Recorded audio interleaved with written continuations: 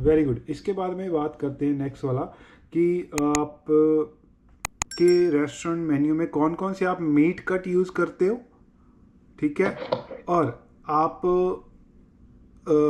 कौन से meet cut use करते हो और कौन कौन सी आप सर्विस करते हो, लाइक कौन सी ब्रेकफास्ट करते हो, डिनर करते हो और लंच करते हो। हम करते हैं लंच एंड डिनर। ओके, और कौन कौन से मीट कट यूज़ करते हो। मीट कट में हम यूज करते हैं, एक तो स्ट्रिप लाइन हो गया जो स्टेक के लिए यूज करते हैं हम। जी। और जो लंच में हमारा स्टेक है उसमें हम जो उसके वो हमारा रम स्टेक है वो भी, तो उसके उसके लिए हम उसकी हिप और टेल बोन यूज करते हैं, ये करते हैं हम तो यूज। और चिकन के लिए हम चिकन ब्रेस्ट यूज करते हैं। ओके। जी। कौन और कौन भी से कुछ सैलड यूज़ करते हो, या कैसे बनाते हो सैलड, या कौन से सैलड हो मेन्यू में। तो लेटस, मिक्स्ड लीफ एंड क्या कहते हैं उसको, लेटस, ये यूज करते हैं। ओके। आपको पता होना चाहिए आपके रेस्टोरेंट में कौन कौन से dairy free, nut free, vegan free, gluten free options हैं आपकी मेन्यू में। जैसे मेन्यू पे लिखा हुआ है वो मैं उस दिन मेन्यू सामने रख के बैठ नहीं सकती, ऐसे ही पता होना चाहिए मुझ बनी। हाँ, मतलब वैसे आपको आइडियाज़ होना चाहिए कि वो किस पर्पस, उसमें क्या है, कौन सी चीज़ है, वेगन है या ग्लूटेन है या डेयरी फ्री है। असेसर आपसे पूछ सकता है वो, तो आपको थोड़ा बहुत उसके बारे में पता होना चाहिए। हाँ जी, जैसे अभी हमारा रोस्ट ऑफ द डे है, तो रोस्ट ऑफ द डे हमारा जैसे ग्लूटेन फ्री है। तो और हमारा जो वो हो गया वेग्यू बर्गर हो गया, तो आप अगर उसको ग्लूटेन फ्री देना है तो अनियन रिंग्स के जाता है, तो हम उसको without onion rings gluten free दे सकते हैं। और फिश ऑफ द डे होगी जो हमारी, वो हमारी विदाउट टाटे सॉस, हम उसको वो दे सकते हैं, क्या कहते हैं वो, डेयरी क्या फ्री। कहते हैं, वीगन फ्री हो जाएगी। हाँ जी। तो उस पे हम सॉस भी ऐड नहीं कर रहे। तो हाँ जी। नहीं, और वीगन पिज्जा में तो फिश नहीं खाएगा ना वो। डेयरी फ्री हो सकता है, वीगन में तो फिश खा ही नहीं सकता। वीगन नहीं, dairy free, sorry my bad, dairy हाँ, डेयरी फ्री। डेयरी फ्री में। जी। बस वीगन में अभी बता दूंगी मैं उन्हें, वीगन का तो मुझे पता नहीं। ठीक है। Very good. आप अपना दिन कैसे शुरू करते हो, how do you start your day. Like shift के अकॉर्डिंग। हाँ, शिफ्ट के अकॉर्डिंग, यस। हाँ जी।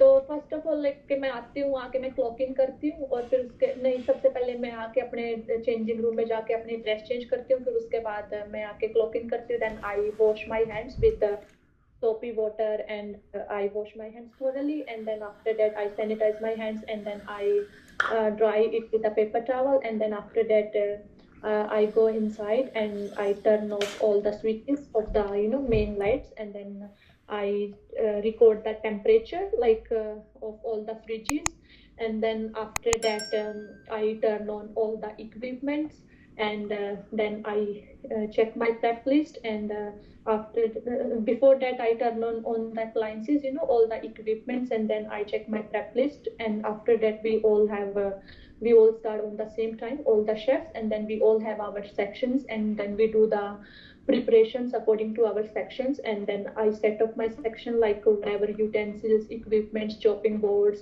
and whatever I have to refill in my section, I just check everything, and then I refill it, and then I do a prep for my section, like we make a salads, and like we do the like whatever बस we need ठीक है, for. आपको जो आप daily routine में बता रहे हो, do you have to continue with that, ठीक है, बस यही है, मतलब आप करते हैं कि आप basically you wash your hands और not, you check the temperature और नॉट, ये है, ये आप बोल सकते हो इसमें, ठीक है।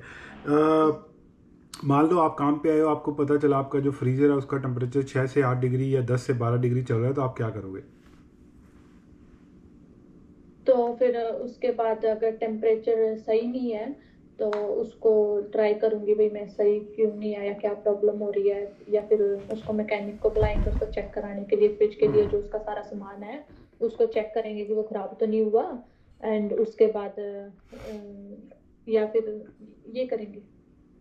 Okay, first of all check all the temperature of the inside the food कि वो डेंजर जोन पे तो नहीं है। अगर वो डेंजर जोन में नहीं है तो will transfer into another fridge और अंदर फ्रीज़र। जो कुक कर सकते हैं कुक कर लेंगे, जो फ्रीज़ कर सकते हैं फ्रीज़ कर लेंगे। इन कोशिश ये रहेगी सुपरवाइजर को इन्फॉर्म कर दें और उसका कोई सब्सिट्यूट मांगे।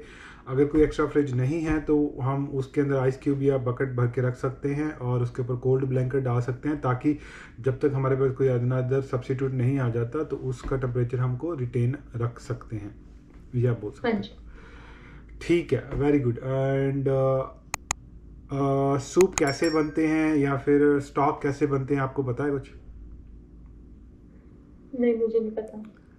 ओके, सूप के बारे में पढ़ लेना। स्टॉक, ब्राउन स्टॉक कैसे बनता है, फिश और चिकन स्टॉक कैसे बनता है, तो ये भी आपसे वो पूछ सकते हैं। तो एक दो स्टॉक की आप रेसिपी चेक कर लेना। बट बेसिकली ब्राउन स्टॉक के लिए आपको ब्राउन जो बोन्स हैं, बीफ बोन्स हैं, तो उनको आपको पहले रोस्ट करना सीजन करना पड़ता है या रोस्ट करना पड़ता है।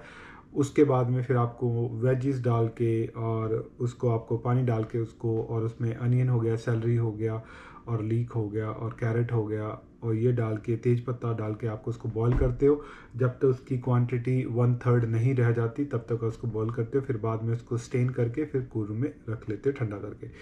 ये ब्राउन बीफ स्टिक की रेसिपी है, बट फिर भी बहुत ईजी है, आप एक दो बार देख लेना उनका। बट मोस्टली नहीं पूछते, इन केस पूछे तो आप बता सकते हो, है ना। हाँ एंड जी। ये जितने सारे क्वेश्चंस हैं रिसेंटली पूछे गए हैं, मतलब स्टॉक वाले नहीं, सूप वाले नहीं, इससे पहले। और आपसे एक लास्ट क्वेश्चन वो पूछ सकते हैं कि बैचेमल आप कैसे बनाते हो, या बैचेमल कैसे, बेचेमल्स, या फिर मदर सॉस कौन सी है वेस्टर्न फूड की।